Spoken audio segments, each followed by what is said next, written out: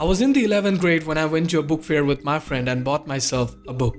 I would like to mention at that time I used to feed my mind with mostly YouTube videos on success, mindset, motivation, the lifestyle entrepreneur things, books on how to succeed financially and all. Maybe it sounds gross now, but it was me hooking myself with these stuffs over and over again. The book I bought was the most famous book of Napoleon Hill, which probably you all guessed, Think and Grow Rich, which apparently made him one of the best-selling authors with a sell over 100 million copies worldwide. You probably know this book. What you don't know is the dark, harmful secrets behind it. The story begins with Hill interviewing the famous billionaire industrialist of that time, Andrew Carnegie. Even his whole life is based around the meeting with Mr. Carnegie. But in reality, this never happened. Mr. Carnegie's biographer doubt that they ever met at all. They have no clue regarding this incident. There are several other things to prove this. Hill published all the stuffs after Carnegie's death, and according to his biographer, he had the letters and proofs of meeting with the famous personalities, but they were all burned in an accident.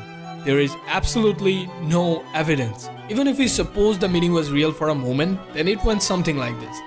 Mr. Carnegie, who used to write a lot on his own, reached down and picked up an unknown journalist who was apparently broke at that time for such an important task, which is passing his knowledge and wisdom. I think perfect movie writers do not even dare to make this kind of scripts. Not only that, Andrew Carnegie on his book The Gospel of Wealth mentioned that under the law of competition, the employer of thousands is forced into the strictest economies, among which the rates paid to the labor figure prominently. And often there is a friction between the employer and employee, between capital and labor, between rich and poor. But according to the book The Wisdom of Andrew Carnegie as told to Napoleon Hill, there is complete contradiction of what we can see on Mr. Carnegie's own writings.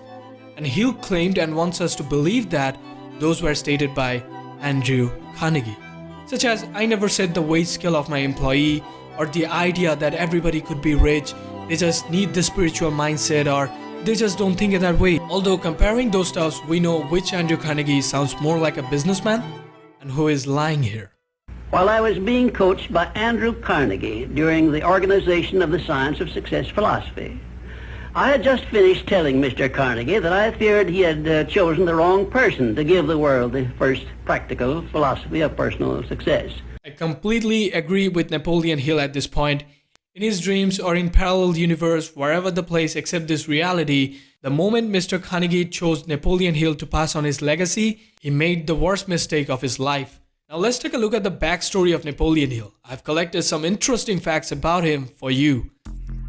There are several exaggerated claims Hill made through his entire life, one of which is him being the advisor of not only one, but two presidents, Franklin Delano Roosevelt and Woodrow Wilson during World War I.